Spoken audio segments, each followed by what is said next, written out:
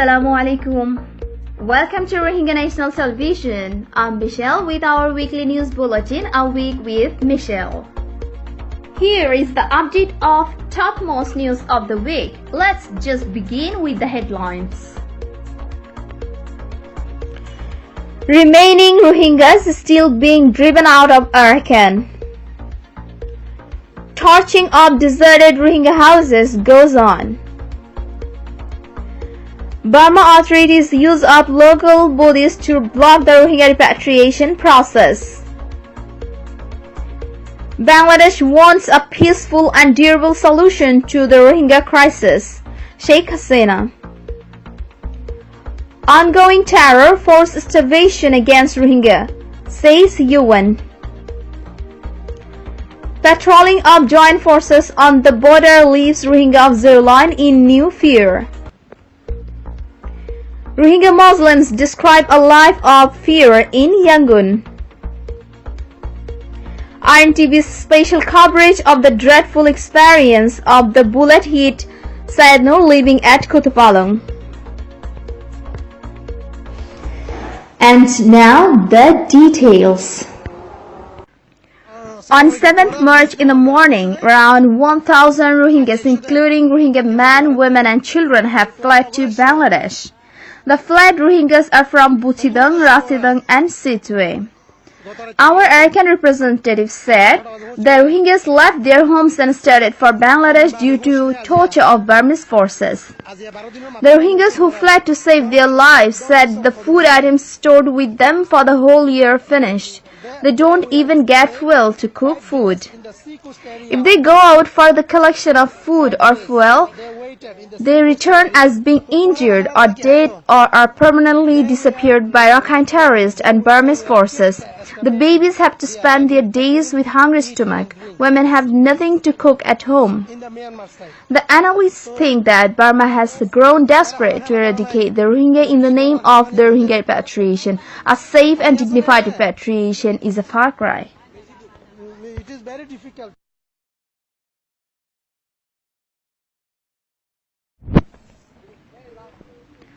On 5th March, Monday, in the early morning, a house was set on fire at middle hamlet of Rohingya of Busidang in northern Arakan. Nobody knows the reason behind the sudden fire incident in a house without its dwellers, as it was evacuated the very moment when people fled to Bangladesh, being driven with the thought of survival. The local Rohingyas managed to extinguish the fire and thus protected other houses nearby from burning to ashes. Reported by RNTV correspondent, the locals assume that this sort of wrongful act is possible only by Rakhine miscreants.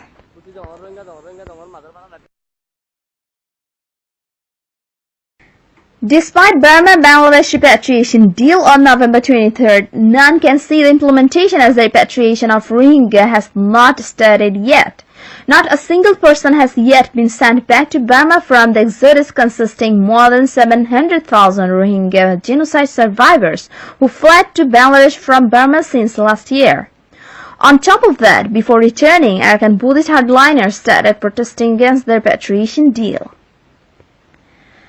Burma is planning to settle the returnee Rohingyas in 6 places in Mangdu district of Arakan under the repatriation agreement, according to the US media Euro-Asia Review. On February 24th, at the meeting with the Burmese government in the capital Situe to show stance against the plan, 80 people of the Rakhine community representative raised their voice. In the meeting, the Rakhine citizens representative Sue Nang said, since the 1940s, violence has been happening among locals and the Rohingyas. They are worried about the safety of the local Rakhine community. He told the Euro-Asia Review, it is impossible for the two communities to exist when Rohingya refugees are rehabilitated there. Bangladesh government aims at returning the Rohingyas home who fled brutal persecution by Burmese army in Burma's Arakan state. Bangladesh wants a peaceful and lasting solution to the Rohingya crisis. Prime Minister Sheikh Hasina said this at a joint press conference after the two-party meeting between Bangladesh and Vietnam on Monday, 5th March at the Prime Minister's office in Dhaka. She said, "We are working so that the Rohingyas can go back to their country with safety and dignity." To resolve this crisis, the visiting Vietnam President Tran Dai Quang assured all kinds of cooperation to stay beside Bangladesh in the repatriation of Rohingya. Dear viewers, it's time for a break. We will resume soon after the break. Rohingya National Television or RNTV, an online authentic voice and vision of persecuted Rohingya, strongly committed to broadcast the sufferings of Rohingya among the people of the world. You can watch our program in Rohingya, Bengali, English, Arabic and Burmese language. For getting updates on Rohingya, please like, subscribe, share RNTV programs and let know the plight of the stateless Rohingya people at YouTube, Facebook and Twitter. Subscribe RNTV and stay with us. Rohingya National Television, RNTV. Thanks and welcome again to our RNTV weekly program, Our Week with Michelle. A senior United Nations official has described terror and forced starvation as evidence of ongoing ethnic cleansing of Rohingya Muslims in Arakan State, Burma.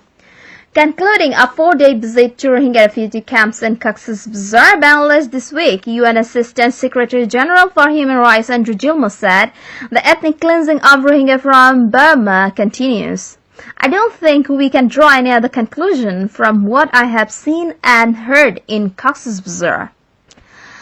A number of refugees reportedly told Gilmore that Rohingya attempting to leave their homes or villages are taken away and never return. Abductions of Rohingya girls and women by Burmese security forces was a recurring theme, said the OHCHR, corroborating accounts of sexual violence and killings provided to the other UN agencies and non-profit organizations including Human Rights Watch.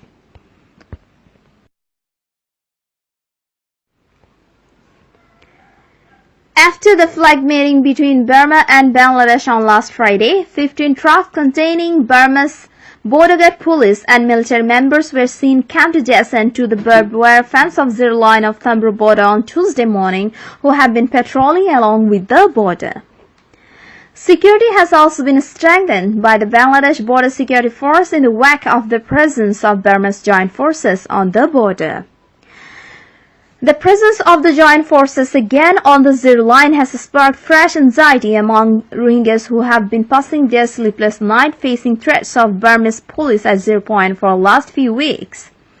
On 1st March, Burmese border guard had shot aiming at the Rohingya who are repeatedly threatened to leave the place.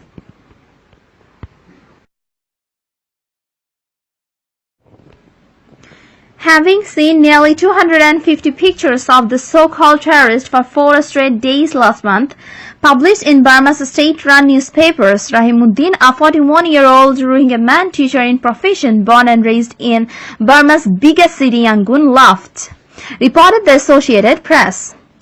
The Burmese government is increasingly linking Rohingya across the country with what it calls a terrorist threat, Muddin and others say. Rohingya in Yangon describe a sense of rising persecution and hatred, of vanishing freedoms and opportunities, of modest neighbors and friends suddenly more willing to publicly express sympathies with the military's destruction of Rohingya villages in Arakan. "One day it really could be my picture in the paper. The government can detain anyone, including me," it says, is a supporter of terrorism or anyone viewed as a threat to the state, says Muddin.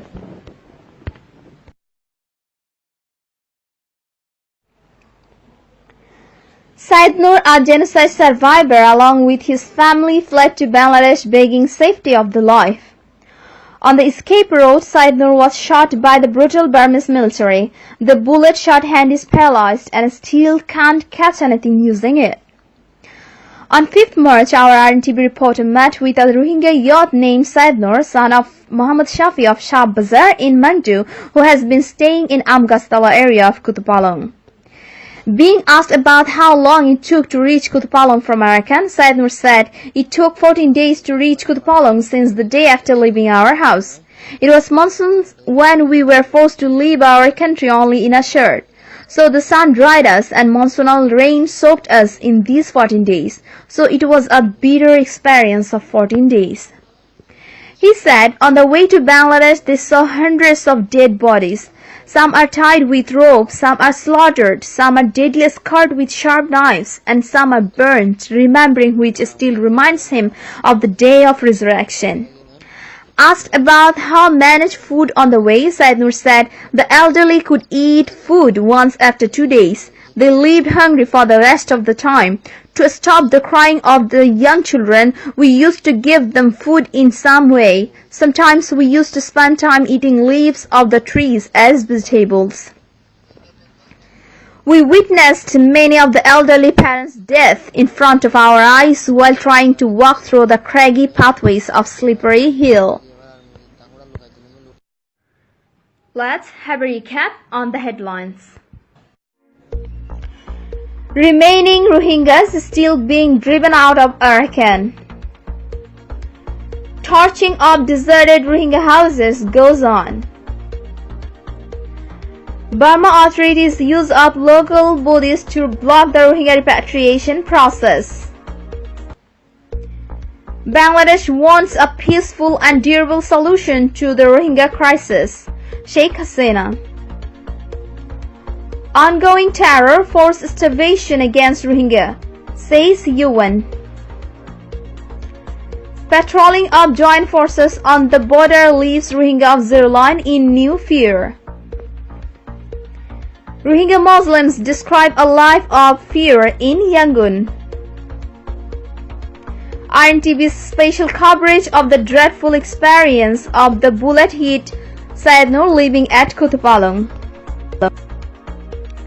Dear viewer, you also may be a media activist through RNTV and may raise your voice for the Rohingya by sharing the reports, pictures and videos of the atrocities meted out upon the Rohingya community by the Burmese government, its forces and Rakhine extremists. Please send your reports, pictures and videos of these torture and human rights violations to our email rntvnetworkarakan@gmail.com. Dear viewers, thanks for being with us. For more details and updates, log into our Facebook page with www.facebook.com/rntvnetwork and join us on Twitter with www.twitter.com/rntv3. Stay tuned with us. Allah Hafiz.